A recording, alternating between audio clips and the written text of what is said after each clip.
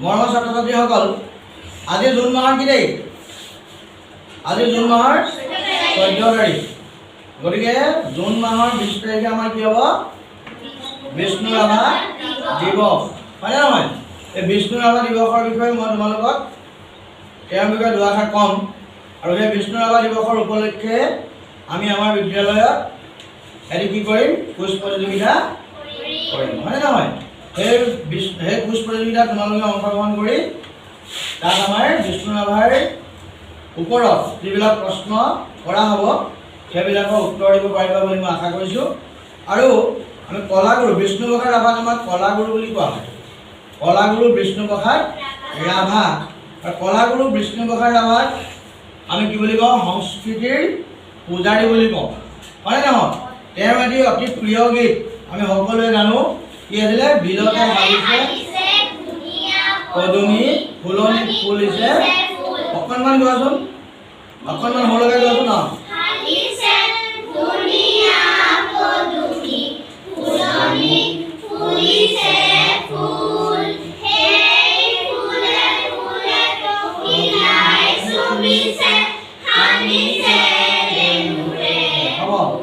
এনেধৰণে আমি তেওঁৰ বিলতে হালিছে ধুনীয়া পদুমী নামৰ গীতটিও আমি কি কৰিম?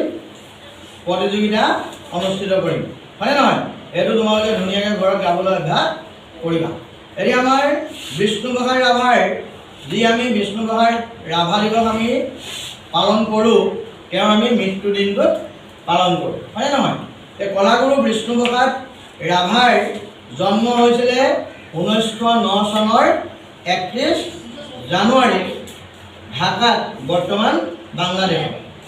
আৰু তেওঁৰ পিতৃৰ নাম আছিলে গোপাল চন্দ্ৰ ৰাভা বা গোপাল ৰাভা, আৰু মাতৃৰ নাম আছিলে গেঠিৱালা ৰাভা বা গেঠি ৰাভা, হয়নে নহয়? তেওঁ প্ৰাথমিক শিক্ষা আৰম্ভ কৰিছিলে ঢাকাতে আৰম্ভ কৰিছিলে, হয়নে?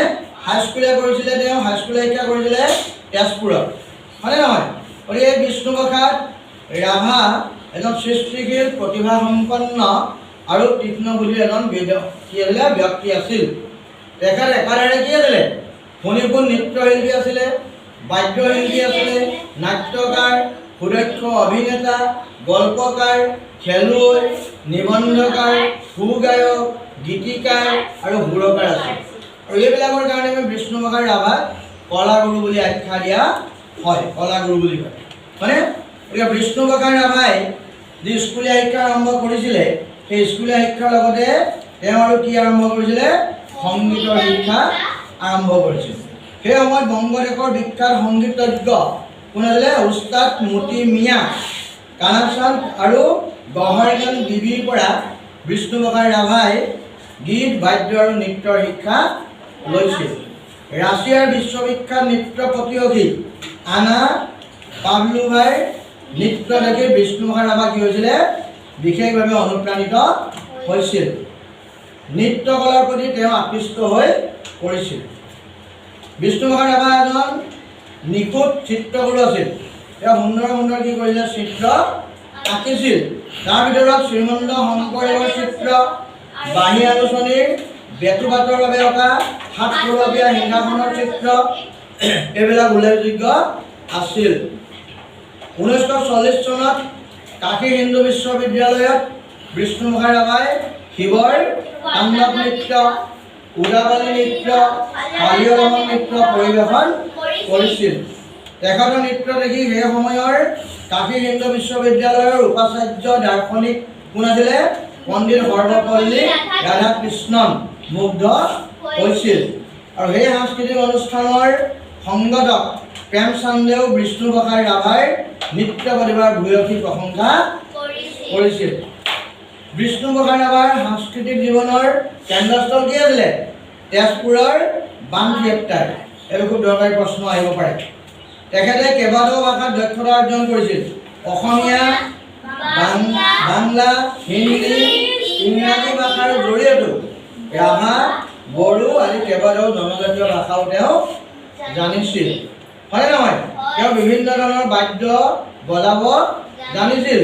অসমৰ বিভিন্ন বাদ্যযন্ত্ৰ যেনে ঢোল, খোল, তাল, পেঁপা, টকা, কালি, টোকাৰী আদি তেখেতে বিজ্ঞানসন্মত অধ্যয়ন কৰিছিল।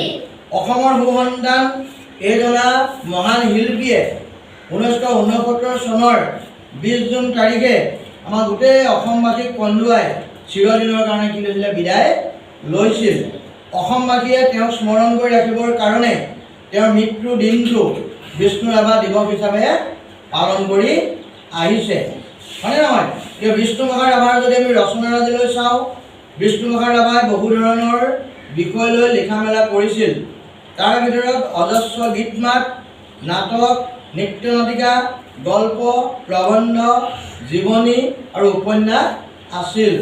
ৰাভা ৰচনাৱলী প্ৰকাশন সংঘই সেইবোৰ থোপাই দুটা বৃহৎ খণ্ডত বিষ্ণুপ্ৰসাদ ৰাভা ৰচনা সম্ভাৰ প্ৰকাশ কৰি উলিয়াইছে।